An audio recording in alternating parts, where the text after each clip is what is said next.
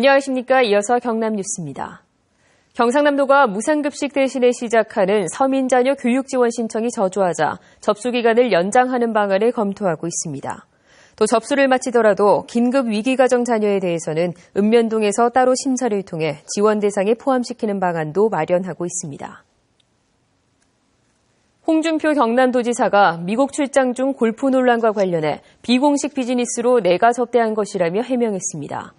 오늘 새벽 인천공항을 통해 귀국한 홍 지사는 현지에서 공식 일정을 마치고 나머지 시간을 비공식 비즈니스로 접대한 것이라며 국민 정서에는 맞지 않기 때문에 SNS를 통해 유감을 표명했다고 밝혔습니다.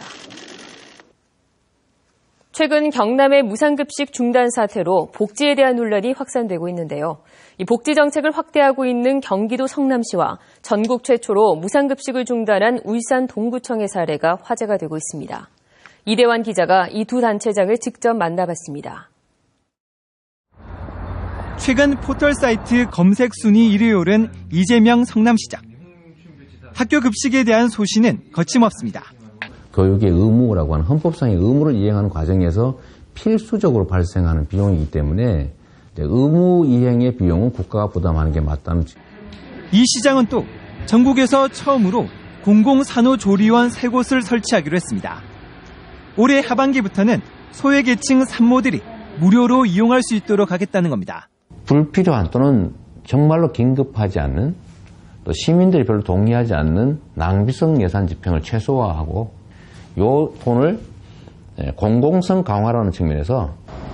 반면 울산시 동구청은 지난해부터 초등학교 5학년의 무상급식 지원을 끊고 이 돈으로 학교 냉난방비와 교육 프로그램을 지원하기로 했습니다. 무상급식을 축소한 건 전국에서 처음입니다.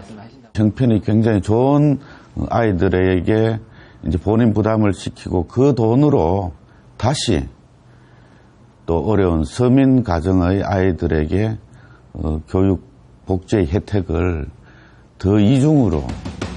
선별적이냐 보편적이냐 아이들의 식사를 놓고 벌어지는 논쟁이 다시 한번 불이 붙은 가운데 제대로 된 복지를 위한 진전된 논의가 필요하다는 지적도 일고 있습니다. KBS 뉴스 이대환입니다. 오늘 오전 8시 10분쯤 고성군 거류면의 한 방파제에서 승용차가 바다로 추락해 차 안에 있던 48살 강모 씨와 35살 손모 씨가 물에 빠져 숨졌습니다. 통영해경은 오늘 새벽쯤 사고가 난 것으로 보고 목격자 등을 상대로 사고 원인을 조사하고 있습니다. 오늘 오후 1시 반쯤 거창군 남상면 한 야산에서 불이 나 산림 0.2헥타르를 태우고 2시간 만에 진화됐습니다. 산림당국은 불이 나자 헬기 6대와 180명을 동원해 진화 작업을 벌였으며 정확한 화재 원인을 조사하고 있습니다. 마산여고는 오늘 역대 교장과 동문, 박종훈 교육감 등이 참석한 가운데 개교 100주년 기념식과 함께 100주년 기념관 개관식을 열었습니다. 내일 저녁에는 100주년 기념 KBS 1TV 도전 골든벨이 방송되고 학교 역사를 정리한 마산여고 100년사도 발간될 예정입니다.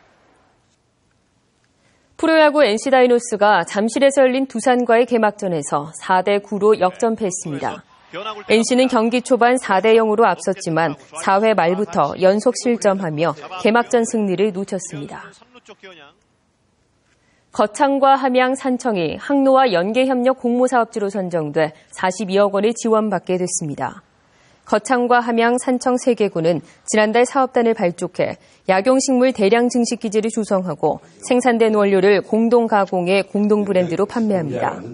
경상남도는 거창과 함양, 산청군을 항로화 산업단지로 지정해 오는 2019년까지 296억 원을 투입하고 한방과 약용식물, 항로화 산업의 중심지로 육성한다는 계획입니다. 다음 달부터 6월까지 경남의 입주 예정 아파트가 모두 4,500여 가구로 나타났습니다. 국토교통부가 다음 달부터 6월까지 전국의 입주 예정 아파트 현황을 조사한 결과 모두 5만 6천여 가구가 입주 예정인 가운데 경남에서는 4,501가구가 입주하는 것으로 조사됐습니다. 지역별로는 진주시 평거 4지구에서 1,308가구, 또 창원시 자은 3지구에서 1,298가구가 입주할 예정이며 주택 규모별로는 85제곱미터 이하 중소형 주택이 가장 많았습니다. 해외 관광객 경남 유치를 위해 관광공사의 경남협력지사 설치가 추진됩니다.